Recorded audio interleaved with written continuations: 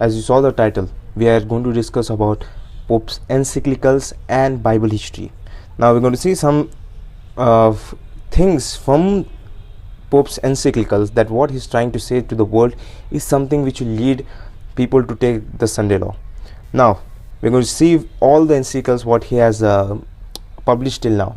So this is the first one, which is Lume Pidei, which means the light of faith, and there it was published on 5th July 2013, just few months after he was elected as the Pope, which was in February, and this was he published it on 5th July. Now this is the second encyclical of Pope, which is named Laudato Si, and it is subtitle and subject was on K for our common home, which is earth.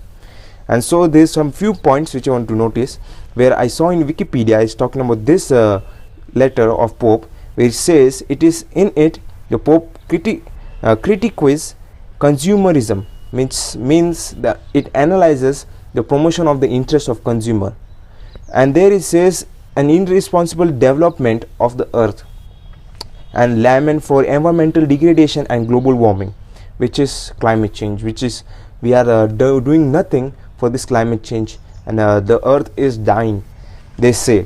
And it says this encyclical calls all the people of the world to take a shift, unified global action, so that they may come together, be united and save the earth. Now we're going to see something, what is their real plan behind all of this. And this is another point which I got it from a news article, which we'll see later on in this video. It says that this encyclical was published on June 18, 2015, and it was published just 6 months before Paris conference on climate change. You may think, what is the importance here of telling that it was published before this Paris conference of climate change? So for those who don't know what is this Paris conference on climate change, which happened in 2015, and later on they are continuing this each and every year, this was on climate change, which is calling all the political leaders of the world for taking a step to keep the earth safe, means to protect it from all this climate change and all. The climate change is nothing but this, that when it's a season of summer, it's cold and it's raining. So means the climate is changing. It's not going according to the season wise. They're calling it's a climate change, and so they're calling all the global leaders to find a solution to protect the earth. And this happens every year. This was in 2015. I took one screenshot, and this one's 2016, and there in 2019 they do this each and every year, and they were supposed to do this conference this year also on 2020, but they postponed it, and so they'll have it next year, which is 2021. Now I want to point few points, few paragraphs in this encyclical of Laudato Si of Pope, and we're going to see something which is which is leading people to Sunday law. Now you see in the page 6 of 6th paragraph, it says there, my predecessor Benedict XVI likewise proposed. Now look at this closely, what Pope Benedict he proposed. He says there that eliminating the structural cause of the dysfunction of the world economy and correcting models of growth which have proved incapable of ensuring respect for the environment. There's two things which we have to look at here in this lines only. He says there is pointing first to the economy, the world's economy, and climate change, environmental degradation of this world. And you see, this both things will lead people to take the national Sunday law. Now if you see in the Bible, in Genesis 42, you can see in verse 6 that when there was a famine for 7 years during the time of Joseph and his brothers, when they were famine for 7 years, you see that Joseph and his brothers came to Egypt to buy corn, and there you see that they bowed to Joseph for food.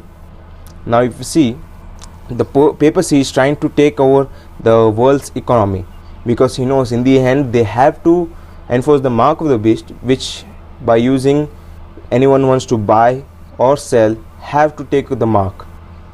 Now before that they have to control the economy before enforcing it through, they will enforce it through America, and America will be having the control of the economy, but mainly it will be the Pope, it will be the papacy. And if you see here, they are showing that from this climate change conference, from this climate change organizations and all, they are leading people to take a national day of rest, international, calling for a day of rest in the whole world, so that they may reduce the carbon dioxide of the world and there will be no much global warming. You see, they are using these two things, the economy of the world and the climate change conference and all these organizations, to enforce the Sunday law. And therein later on it says that this book of nature is one and individual. They cannot do it alone, they have to come together in unity. And there it says nature is closely connected to the culture which shapes human coexistence. Now if you see that the culture is not very different from tradition, and there Jesus to Pharisees, he says, why you break the commandment of God through the traditions of men. Now this tradition, this culture will lead people to break God's commandment. So we have to pay close attention at this, where it's leading, and to warn the people this is wrong, and we have to stand up so that there will be people recognizing this whole things. There are many people who don't know the Bible, who are not understanding what is happening, what the papacy is leading to, where it will cause many climate activists who are joining this whole things. They are ignorant of these things which is happening. They believe that there is no God, so that's why there is a problem. Now if you see the next page of the next paragraph, this a statement of Pope echoes the reflection of numerous scientists, philosophers, theologians, civil groups, and all which have enriched the church's thinking on this question. And out of the Catholic Church, other churches and Christian communities and other religion as well have expressed deep concern on this point of where Pope Benedict spoke. So you can see there is not only Catholic Church, but there are many religions and many other churches. So this statement of Pope reflects all people of different kind of religion and even different churches other than Catholic Church. They had a deep concern, this deep thinking on this point, and I hope not that Seventh-day Adventist Church is part of this. The next point, which is from page 64 of this encyclical, in 87 paragraph, it shows a hymn from Saint Francis of Assisi, and there it shows that how we can worship, gives us a song which I very much pay attention to the hymns of different Catholic churches and all. Just want to point out that if there is any pagan god referred there in that song, now in this hymn there is something relating not to Christianity, not to Jesus, but to something else, which is paganism. Now you see this hymn, the down part, which says, praise be my God with all your creatures, especially sir, brother, son. Okay, now as we know in the Bible, Jesus is also referred as the Son, S-U-N, Son of Righteousness. But brother of God, is Jesus brother of God or the Son of God? Now, so this point captured my mind of thinking, why brother, son? And later on it says, who is the day and through whom you give us light.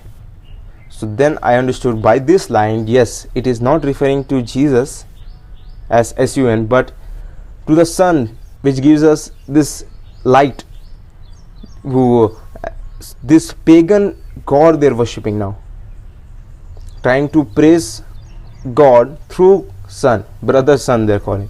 Then later on in the verses, through sister, moon and star and the stars in heaven. Through sister, moon, pagan. Again then afterwards, through brother, wind, through air, cloud and every kind of weather. Then again later, through sister, water. Again then through brother, fire. So they refer sun, moon, stars, then wind, then water, fire, is all pagan, where if you see that this all are important in this world. Yes, now there is a satanic relation between all these things, fire, water. If I heard that things will, if we get chance, we'll show some satanic signs and have to prove it to you how they are evil and how people in this world do that, not knowing that they are worshipping Satan. Now if you see here, I just searched this pagan sun god, and you can see there it is from Roman cult, is from before, from Roman times, pagan sun god, then pagan moon god, which is named as Diana. Okay, then in next it's pagan fire god, also during Roman times. In the last line, it's in the Roman times. Just going to see one quote from Ellen White which is relating to this all. We'll see there is also pagan water god, which is also called Catholic Mercury. And there in Great Controversy, page 49, second paragraph, it says, almost imperceptibly the customs of heathenism found their way into Christian church. So you can see the paganism entered into Christian church unnoticed. People didn't notice even the heathenism is coming to the church.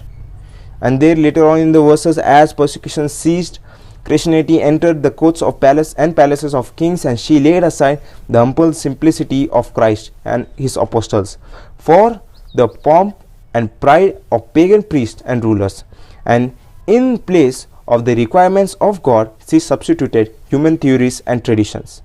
Again, traditions. They are transgressing the law of God through the traditions of men. So what they did, they lay aside the character of Jesus in them for the pride of pagan priests and all. And then afterwards, the conversion of Constantine in the early parts of the 4th century caused great rejoicing, and the world in a cloak with a form of righteousness walked into the church. Just wore a cloak, means just showing the righteousness, but inside they are unconverted. It says, so this work of corruption rapidly progressed, and paganism, while appearing to be vanquished, became the conqueror. They thought paganism is over now, but actually paganism was conquering in the church. Next paragraph we are going to see from page 53, first paragraph. Here it says that in the early parts of the 4th century, the Emperor Constantine issued a decree making Sunday a public festival throughout the Roman Empire, which was the powerful empire during those times, which was controlling the whole world. And there you see that the day of the sun was reverenced by his pagan subjects, and there it says, and was honored by Christians. It was the emperor's policy to unite the conflicting interests of heathenism and Christianity. He wanted to bring those two together, heathenism and Christianity. He was urged to do this by the bishops of the church, who, inspired by ambition, thirst of power, perceived that if the same day was observed by both Christian and heathens, it would promote the nominal acceptance of Christianity by pagans. So if they would keep the same day, where Christians can worship on the same day and the heathen people can worship on the same day, heathen people will come together with Christian people to worship their devil gods. Now you see here, this was happening in the past. Don't need to think through the Roman Empire, which came afterwards, the Catholic Church. They brought those pagan gods into their church, showing them that they are those apostles of God, but they are not. So you can see brother sun, sister water, sister moon, sun, stars. These are all pagan gods. They think, how can you praise God through a non-living thing, which through an idol? You can think about that. Now here in the page of 127 in this Laudato Si, here in 273 paragraph, it says something which is leading people to Sunday law. Now we can see the blue lines. It says, Sunday, like the Jewish Sabbath, is meant to be a day which heals our relationship with God, with ourselves, and with others, and with the world. So here first thing is that he is pointing that Sunday like the Jewish Sabbath, where actually it was never called the Jewish Sabbath in the Bible, where Jesus himself, verse 27 and verse 28 tells us that the Sabbath was for everyone, for whole mankind of who were there. And before 2000 years, before there was any Jew, God told his people to keep the Sabbath. Okay, so here Pope is referring as Sunday like the Jewish Sabbath is meant to be a day which heals the relationship with God, with our own self, and with others, and with the world. Now we think how this is unbiblical. This is not from the Bible. This is their own traditions and their own words, which is telling Sunday is the day of rest of God, where God is calling us to keep a day of rest for Him, for our own self, for our families, and for the world. But this is not from the Bible. God is not calling people to worship Him on Sunday. Now if you see here, let's point out these things. He is pointing that Sunday is the day of resurrection, of the first day of the new creation. New creation? I thought that was going to happen after the second coming of Christ. But he is pointing that the resurrection of Jesus Christ was the new creation. And this is wrong. This is unbiblical. And now you can see from this encyclical that Pope showed people that we are to keep a day of rest for the world, so that we may have no global warming and that we can save the earth. Now as you can see, this was not the first time where a leader is calling people to do something to save the earth, to save themselves. Now if you see this picture, you can recognize this as the Tower of Babel. Now here there was a leader who was calling his people to unite, that they may save themselves and the world. Now we'll go to Genesis chapter 10 verse 8 and 8 to 10. Go to Genesis chapter 10 and we'll look at verse 8. It says here, and Cush begat Nimrod, and he began to be a mighty one in the earth. And in verse 9 it says that he was a mighty hunter before the Lord. Wherefore it is said, even as Nimrod the mighty hunter before the Lord. And the beginning of his kingdom, the kingdom of Nimrod, was Babel. So Nimrod had a kingdom, and there we see that he had a kingdom means he was a ruler there in his kingdom. And the beginning of his kingdom was Babel. So it was him who started this all. Now if you look at the next chapter, chapter 11, we'll look at verse 1. The whole world, the whole earth was of one language, of one speech. The whole earth, the whole people of the earth, they spake one language, one speech. And they later in verse 2 and 3 they are telling to bring the bricks, will build a tower. And there in verse 4 you notice there it says that, and they said, go to let us build us a city and a tower whose top may reach unto heaven, and let us make us a name. That character name is referred also to character, lest we be scattered abroad upon the face of the whole earth. So where God wanted the people to scatter in the whole earth, these people wanted to be in one place. Here it says in Patriarchs and Prophets, page 118, fifth paragraph, it says that here they decided to build a city, and in it a tower of such stupendous height as should render it the wonder of the whole world. And it says that they designed to prevent people from scattering abroad. So this tower which they built was to bring people to unity together, and that they may be not scattered in the whole world. It says God had directed men to disperse throughout the earth and replenish and subdue it. But these Babel builders determined to keep their unity united in one body. Is this not what Pope is calling the whole earth to do?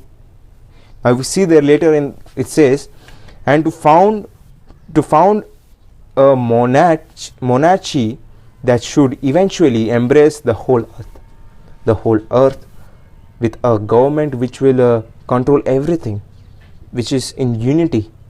They know there will be no different governments. Monarchy is a government, and there will be no difference.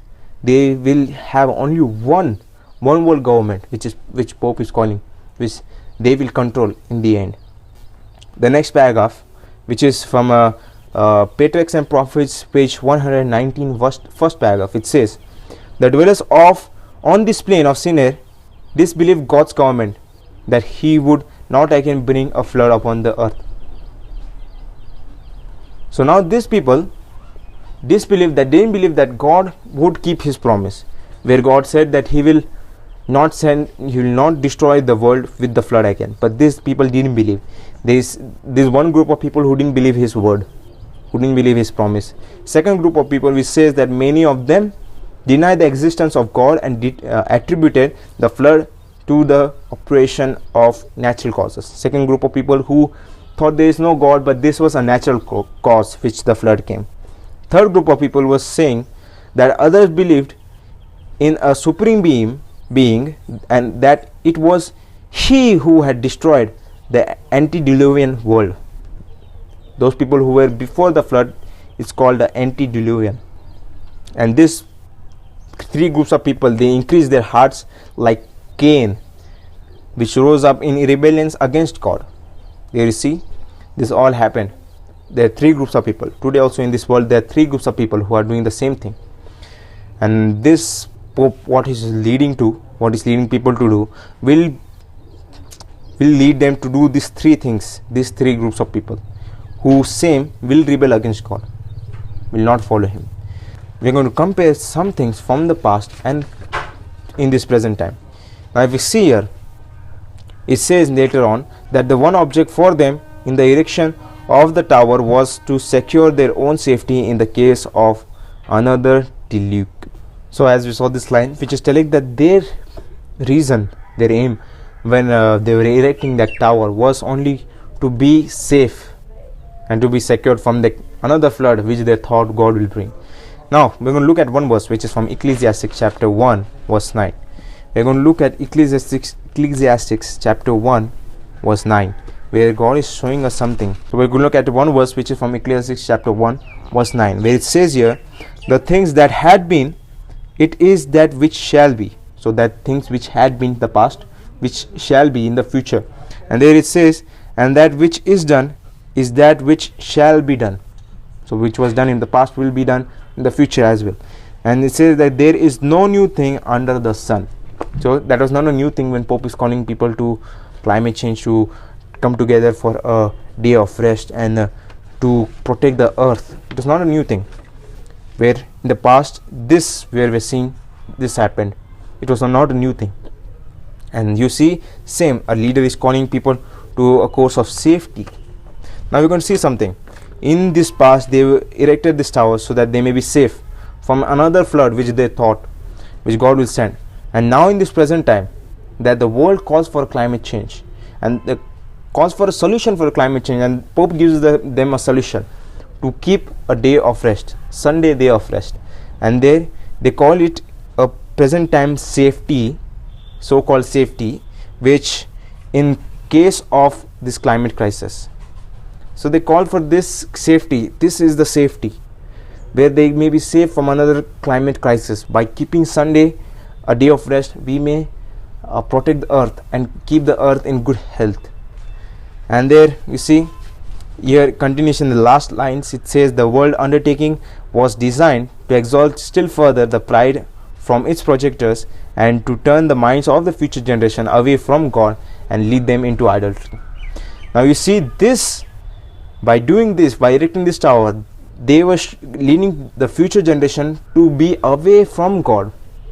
Now you're going to see the Pope is doing the same thing. We'll see in this later on in this video that yes, the Pope is doing the same thing, which is leading people to not follow God but leading them into following another God.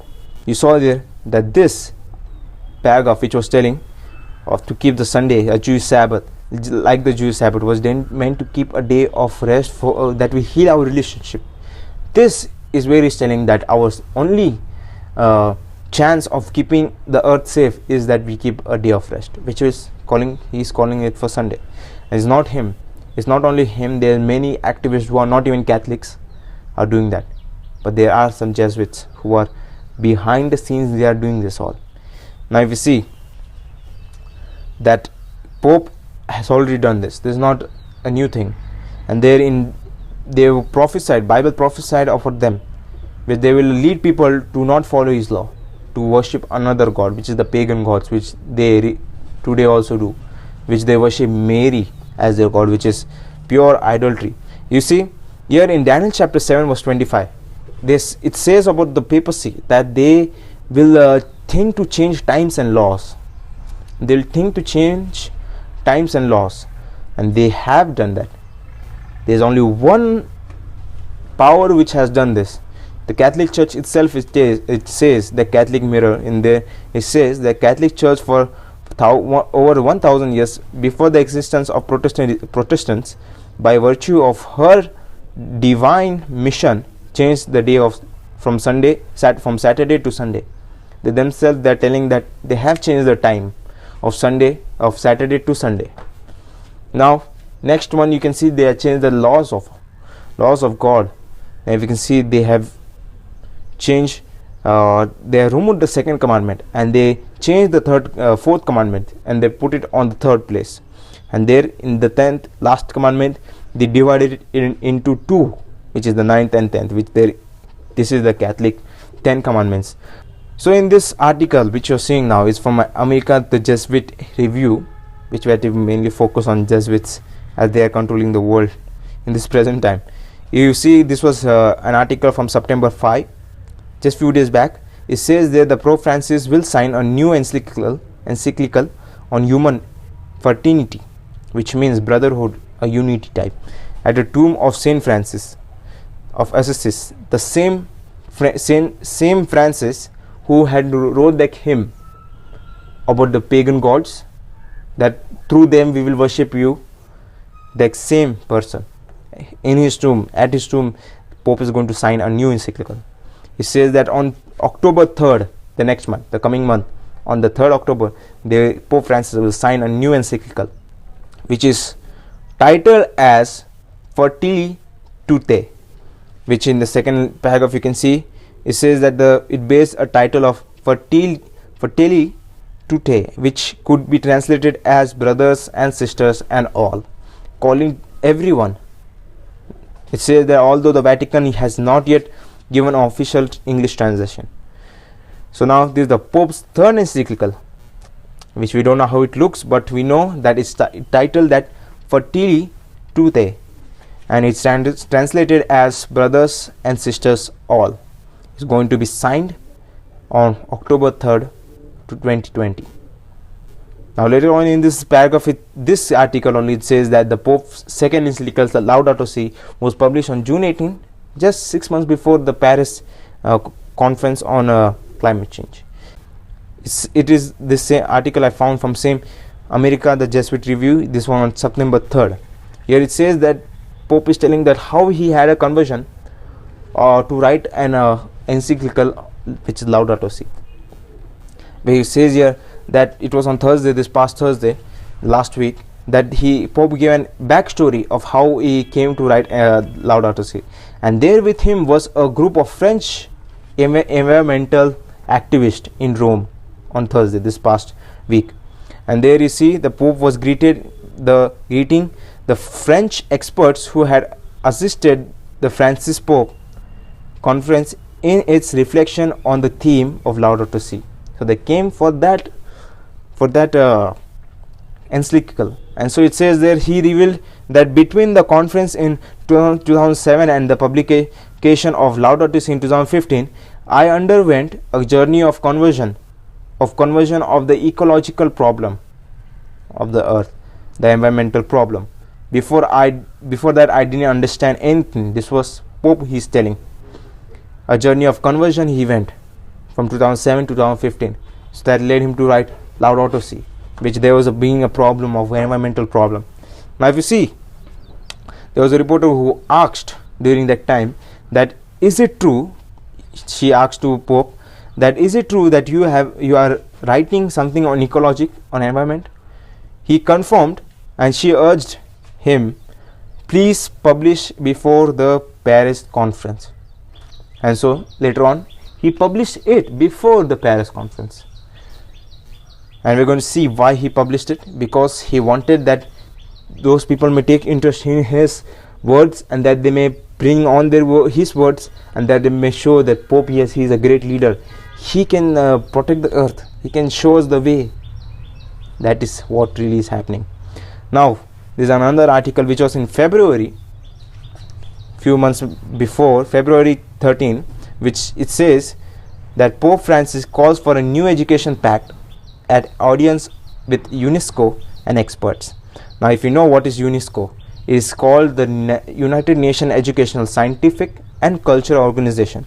And if you see the aim, you can see it says there, United Nations aim to promoting the world peace and safety through international cooperation and in education and the science and culture. Same, which can lead people to disobey God, which can lead people to not even believe in God. These all things, United Nations is aimed to do that, where it calls promoting the world of peace and safety. And what does the Bible say? I'm going to go to 1 Thessalonians. We're going to go to 1 Thessalonians and we're going to see what the Bible says there. In 1 Thessalonians chapter 5, in 1 Thessalonians chapter 5 and verse 3, it says here, for when they shall say peace and safety, then sudden destruction cometh upon them, and as travel upon a woman with child, and they shall not escape. They are calling for peace and safety, and people may be thinking, oh wow, these people are very good, they're educating people, but actually they can bring destruction suddenly. There you see Pope is uniting with them to enforce an global compact of education, for education. And there it says that concern for education is a concern for future generation and for the future humanity, said Pope during the audience attended by UNESCO. Now if you see, same, the towers, when they built the tower, they wanted the future generation to not believe in God and lead them to idolatry. Same, he is also doing that. He's calling the future generation to make them educated, that they may not believe in God, to not even trust in God, to not keep his commandments, but to listen to their own culture and their own words. There in next paragraph it says that a global compact for education at the Vatican next 14 May will be signed, calling everyone on 14 May, which was few months back, which they didn't do that because they postponed it to October because of coronavirus. And it says in the next paragraph that drawing attention to an equality in access to education and the globalization of indifference, Pope Francis stated that the educational compact is in a state of breakdown and can only be fixed through a renewed universal effort of generosity and cooperation involving families, schools, social, cultural, religious institutions. This all can be done with this group of people, with this all unity of this all family, schools, social, religious institutions. I hope that we Seventh-day Adventist institutions should not join with them. Now you can see this another article which says, this was released on March 3rd, which says that Global Compact on Education event moved to October. When it moved to October, I believe there are many people in the world who thought, is God giving us time? When this was so close, it was going to happen on May 14, but they moved it on to October. We all thought, I believe that there are many people in the world who must have thought this, is God giving us time? Is something going to happen in the future where God is showing us and we are not listening, where we are not recognizing that he has given us more time to prepare? So it's already too late. We have to prepare. We have no time. We have to build a relationship with Jesus Christ, but it takes time. And if we lose one moment of time, we lose our salvation. It says that this event was postponed from 10 to 17 May, and it was moved to 11 to 18 October of 2020. Now you see Pope's 3 encyclicals, which is the first one, Lume Fidei, Laudato Si, and then new one which he is going to sign on October 3rd for Tule Duty, which the first encyclical was on faith, the second was on environment and climate change, the third will be on unity and union. So this was what we are supposed to show to you, that how we are relating to the world, to this present time and to the past time in the Bible history. Just going to make a new part which will be finding the dots, which the Bible history is yet to be spoken. We are going to see, we didn't see it all, we didn't see the Bible history at everything. We are going to see it through comparing each and everything. Satan is counterfeiting God's word. He'll do the same thing which has happened in the past. God says that he requires the past. We saw in Ecclesiastes chapter 1 verse 9 that what things were done in the past will be done in the future. So this is happening and we are not prepared for what is coming. So we have to pray and come closer to Jesus so that we may be ready for anything. Even if persecution comes, we will not fear. So please be there for this next part, which we'll see connecting the dots, finding the dots from the Bible history and this present time. Thank you.